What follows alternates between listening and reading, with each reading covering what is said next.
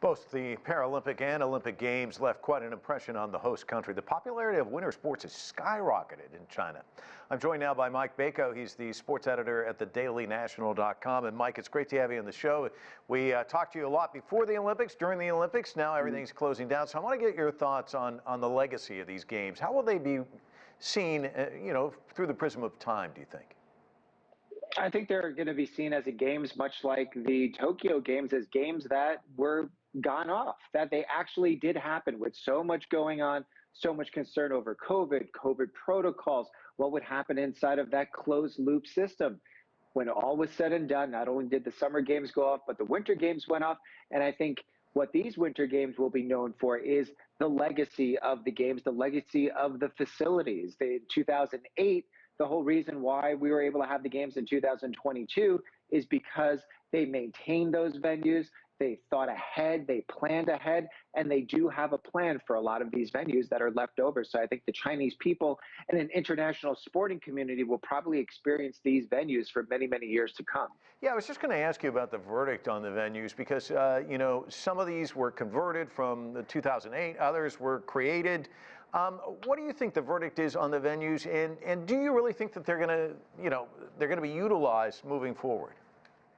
I think there are going to be a few venues like the Aquatic Center. During 2008, it was known as the Water Palace, and then it became the Ice Cube in the 2022 Winter Games. Well, guess what? They're going to continue that. It's now going to be a dual ice sport and water sport venue. So that's going to be something that's not only open to the public, to the Paralympic community, but also to youth competitions and international competitions. So that's obviously one that's going to be reused. One of the X Games, the half pipe venues was built out of a former steel factory. That's going to be reused. The fact of the matter is, though, that when it comes to World Cup venues, when it comes to Olympic venues, these venues are made to house 10, 15, 20,000 in Olympic stadium capacity, much more than that. It's just not feasible for them to be used on a regular basis. One thing that these Chinese venues have that a lot of the others didn't is that they were all being powered by renewable energy. So one of the big things when you think about these huge stadiums is that the cost of just keeping these stadiums running almost outweighs keeping them in operation. We saw that with some of the Rio soccer stadiums that are already in disrepair. So the verdict won't be known for another 5 to 10 years. One thing that is known, they've done a good job of maintaining these venues.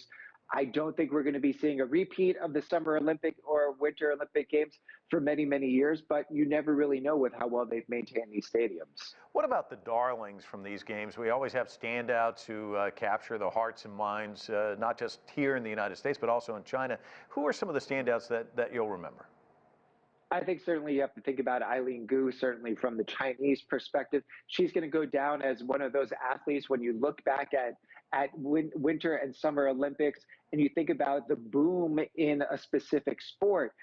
Just winter sports in general in China because of all the things that they've put into it, but certainly having a national hero like that. If you look back at gymnastics in the 80s, Mary Lou Retton from the 1984 Olympics, Eastern Bloc nations rallied around Katarina Witt in 1988, Nadia Comaneci in 1976. So there are these seminal athletes, and I think Eileen Gu will be one of those athletes that when you look back at, does a specific sport, does skiing take off more than some of the other sports, it may be directly tied to her, as we saw over the generations with certain athletes that propelled popularity for a certain amount of time of certain sports. And Eileen Gu, obviously an influencer on social media, some of these other people, they can capitalize on this moving forward for their own brands in a sense, right? Oh, absolutely. This is one of the byproducts of training for so long. You have a finite amount of time where you can make this money. But in certain niche sports, if you do medal or you do become thrust upon the public, you can now monetize that beyond just sponsorships on your social media platform. So back in the day, you may go on tour, you may have these very regionalized type of opportunities that you would be able to do. Now you've got a following, now you've got something to draw on for sponsorship to come in, different sponsor posts and things like that. So you could take hold of your brand and try to make money, not just wait for that one big sponsorship that comes along as in years past.